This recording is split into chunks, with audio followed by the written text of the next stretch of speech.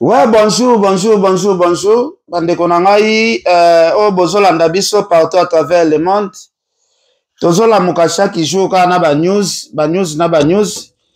Toko banda awa na news ya orchestre Jet Set ya Jésus de Nuance. Toki message oyo bande konabiso bagolwa batindeli biso. Il paraît héritier Watt a porté plainte. Et pas ba communicateur yande konabiso fait regola. Héritier Watt a porté plainte. Gouverneur Gaulois a porté disparu. Na minicho marambeza ko inda na Kinshasa. To banda nanu awa comme ça to commenter moi muke. Et ça la biso toujours bien. Donc et ça biso bien. Bon. Ouais. Alerte. Gaulois qui mobimba yeba kino va porter gouverneur Gaulois plainte. Liverpool plainte. Va porter RVCF plainte, va porter National Selon plainte. Donc, il est aux à mobiliser, va porter plainte, ça va ils ont Ouattara. Ils ont Ouattara, Biakanabe, Yende Moutou a porté plainte, a porté Gouvernement plainte, a porté Liverpool, a porté Yafou, National Selon. Bango va trouver qu'au fin, maman fait une bousso, va dire qu'on manque de respect, et toi, va répliquer. Na weleli baki ko porter en plainte na grande distance neza ba gouvernement ba lokisa bango baso lokisa ba Liverpool bango nyoso tout neza bo ba Liverpool ba lokisa bango na ba gouvernement Gaulois alors que bango moto ba bandi alerte Gaulois ko 16 bébé bonga zala mobiliser partout ba avocat na biso bazali ba magistrat ba Gaulois pe bazali Gaulois qui mobimba yeba qui no ba porter moko et belé kasi na biso ba plainte donc gouvernement na plainte et ici en faisant plainte Liverpool na plainte national c'est l'homme ça déjà donc déjà un mandat d'amener et puis déjà na avis de recherche qui va suivre ba l'équipe Gaulois font la mise sous ça la relation ouais donc bande ko na ngai makambu oyo façon ezokende makambu oyo ya bande ko na biso ba communicateur ko ya ko finga ba mama batu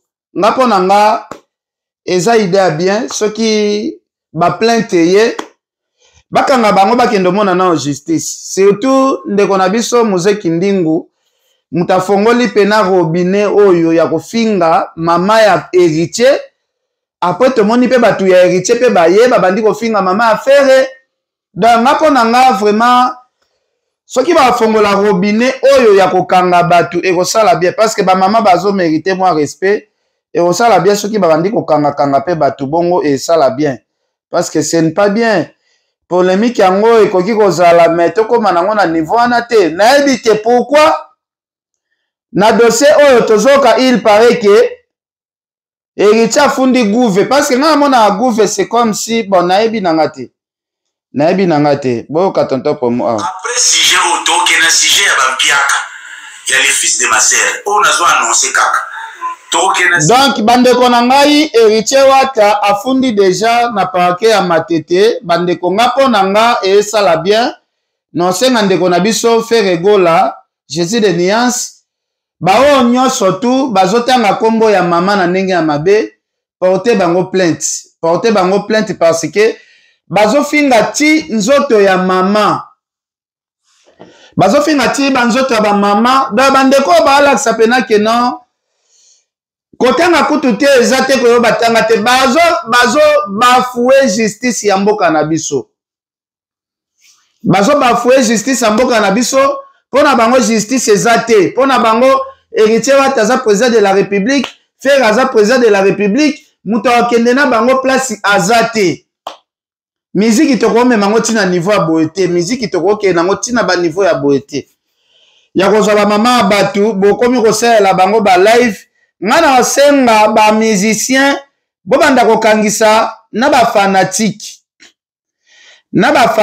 pena il faut bobanda kokangisa bango parce que trop c'est trop et comme ya boye pena trop c'est trop na ba fan o ba finga ba mama na bino bobanda ko porter bango plainte boluki place fan wana afandaka boluki bokangisi e donc boezo sala esala sengote etala neti biso boye tofandi totala ndenge matanga ndeko na biso Aidor ezoleka ezopesa biso passe Aidor aza jeune garçon okufela madame na ye esalaki biso nyonso tu passe tolandela ndenge matanga ezoleka kuna me bino awa bozofinga bamama ya bato. Bozofinga bamama ya bato. Siko awa makambo ekomi ya kofundana na justice. Bino nyonso to ekomi problème ya kokima. Meno boza bayanke, bozali bayanke, bo asime, po bozo ya kofinga bamama ba héritier, bo kofinga mama affaire. Bozo sala ki yanke, mais bo asime ki yanke na bino. Ce n'est pas bien, et ça la passivement kotala, bazo prononcer pena ba kombo ya ba mama ya batu, sans kobanga, bandeko na biso bokomi penal l'État. Bandeko na biso bokomi penal l'État, bozo banga lisusu eloko moko te. Donc bozo banga lisusu eloko moko te. Bolanda awa pe na matete eza ya koyinda. Daba artiste musicien ya mboka na biso, ngana osenga justice ifa banda kotia ba musicien mso na kasho. Fabregas héritier wata ache concert na ye na matete. Fabregas bapomba na ye bakei balobi baoboma mutu soki héritier yo beta na matete. Donc matete ekomi nango komini ya mama Fabregas, ekomi komini ya famille ya Fabregas. Non. Ba musicien botika biloko. Kitambo pe eza komini ya mama ya héritier te, matete eza komini ya mama Fabregas te. Artiste nyonso to aza libre ya kobeta partout place alingi. Boka bapomba matete. Message ba wapesa pona héritier Watanabe ke bakoboma mutu. Babi bakoboma mutu soki héritier yo beta kuna. Est-ce que ça na sens ata moko?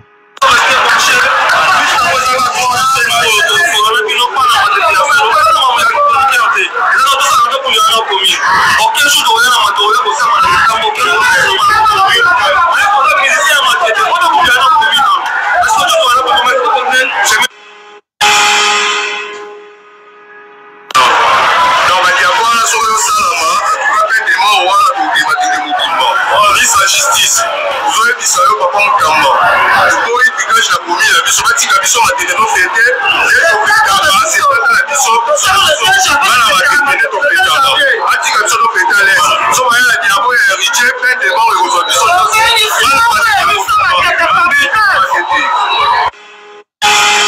Siko eloko na ameto na Fabregas, orchestre na ye a répétaka. Fabregas a répéta na kitambo. Bana matete bozoboya héritier wata koki kobeta na matete te po bino Fabregas akosema na kitambo te. Fabregas arepetaka na station ma campagne. Ba fanatique ya Fabregas o bakotaka na station ma campagne eza bana kitambo. Soki musique ezokende ya boye réaction na bino bana matete il faut boye bango bo asime pe place Fabregas arepetaka wana. Bana ya kitambo nde batondisaka place wana. Fabregas arepetaka na bana ya kitambo. Ça fait lelo na koloba Fabregas azokende déjà ba 9 à 10 ans yango. Ba 10 ans yango déjà Fabregas musique na ye arepetaka na bana kitambo. Donc station ma campagne en face. Ba benga yango station ma campagne mais en face ya kitambo. Bato ma campagne nde ba rotondisela Fabregas bakiti te. Donc Fabregas, je pense, Fabregas, il faut aluka aki ma guerre ou yazana mona héritier et kota maramba ba communauté parce que bakoba ndako buka place Fabregas a répétera na pamba po Fabregas a répétera place bana kitambo bazalaka. Moi je pense l'état na biso soki héritier wata abeti concert na matetete likola Fabregas c'est que l'état a fait le po bango balobi Fabregas alanga beta na kitambo héritier boy mutanga beta na héritier wata na kitambo fara mutanga beta na héritier na kitambo zaki blanc na Mosaka eza conflit entre bango na bango bana kitambo l'état atali alobi non mona kitambo moko beta mususu abeta te eza makambo boko kotsa Fabregas te neti makambo boy ko interdit que héritier aza mona kitambo ko beta na matetete bokomi ko diviser siko Kinshasa bozo diviser Congo c'est mieux ministre de la justice betisa héritier wata na makasi comme ça comme boluka bakuluna babi makasi bokanga bango nyonso tu bokanga bango nyonso botinda bango na kasho na place bozotinda batu comment un Kinois okopekisa moninga na Kinois abeta place moko te na Kinshasa obi wana mabele na yo mutu moko ko interdit héritier wata ke mabele te ndo ko beta mabele bo ko beta te obiso ba yanke dabino bo likolo ya la police bino boza likolo ya mibeko héritier wata soko beti place wana te héritier wata kozala yuma c'est que soki héritier beti place wana te c'est que la police ya mboka na biso ezosala musala te ngana osenga la police esala musala nango to sentir pena musala ezosalema héritier wata efa beta place wana bandeko na ngai namoni bagolo bosala message ke non bagolo tozala concentré faire gola aza na concert a munene na Fikine tozona message ya ndeko na so faire gola awa na sala émission ka moins 15 minutes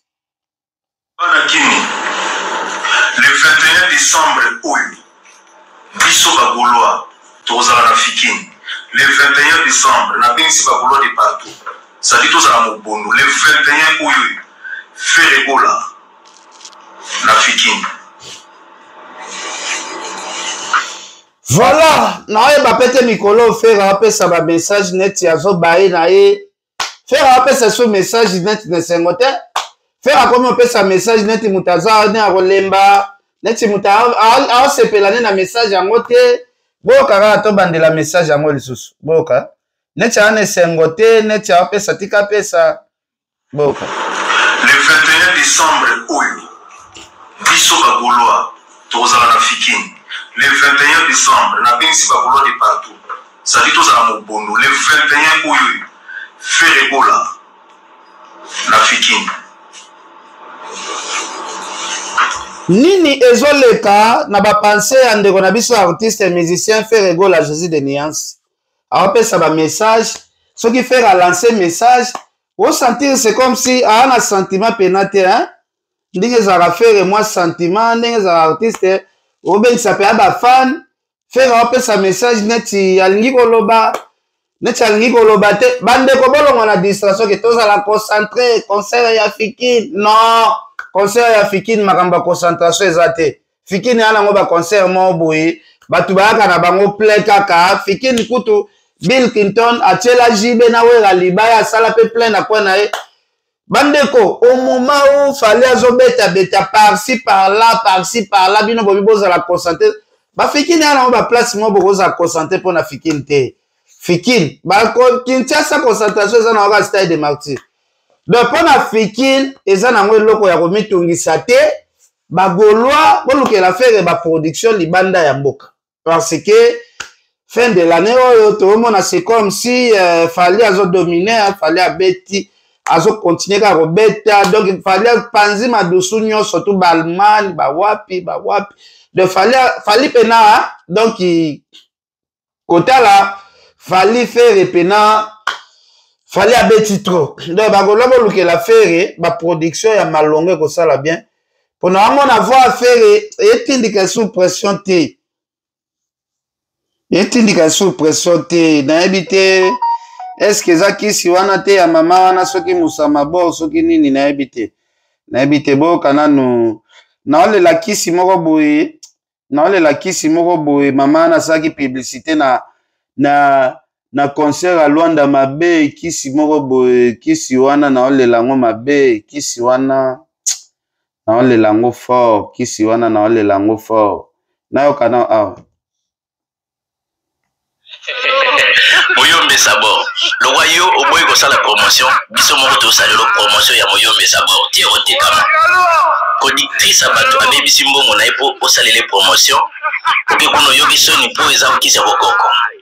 Mais rendez-vous ce soir héroïne Isusu mabe na fali popa. Donc biso nyoso ka boy. Système voilà au pépé. Viens biso to sala de toutes les façons, to sala les promotions.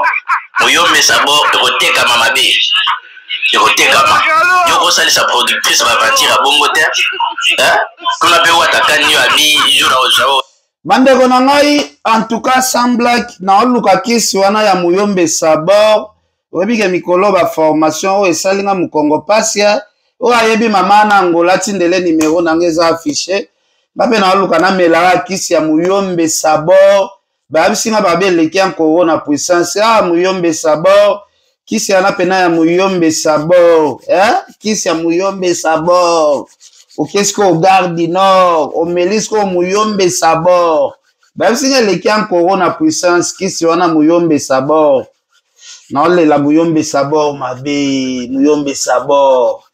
Ah, kisi wana Muyombe Sabor. Ah, te, naoya sala émission après, merci.